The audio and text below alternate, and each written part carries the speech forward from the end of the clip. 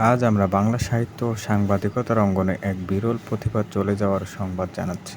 বিশিষ্ট কবি, গবেষক ও বহু ভাষাবিদ মাহমুদুল হাসান নিজামী আমাদের মাঝে নেই।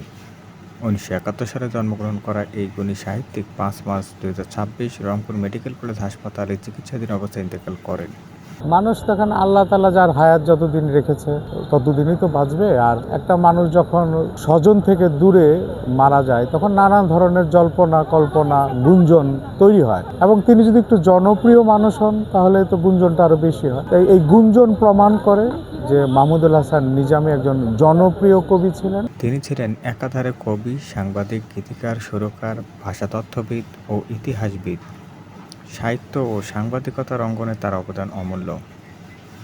১৪০টিরও বেশি গ্রন্থ লিখেছেন এবং ৫,০০০-এর বেশি কবিতা ও গান রচনা করেছেন। বিশেষভাবে ফার্সি ধ্রুপদী সাহিত্যকে বাংলায় অনুবাদ করে তিনি পাঠকের জন্য নতুন দিগন্ত উন্মোচন করেছেন।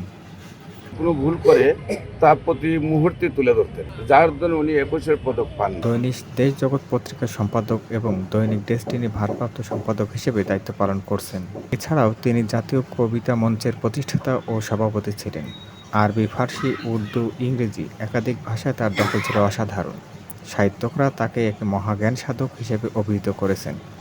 প্রতিটি লেখা ছিল এক নতুন স্বাদ। তার মৃত্যুতে বাংলা সাহিত্য ও সাংবাদিকতা অঙ্গনে গভীর শোক নেমে এসেছে। আজ আমরা স্মরণ করি এই গুণী ব্যক্তিকে, যার সৃষ্টি আমাদের চিরকাল অনুপ্রাণিত করবে।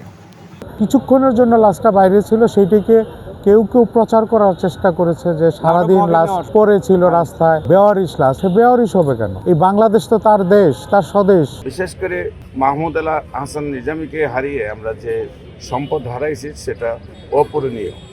উনি দৈনিক দেশ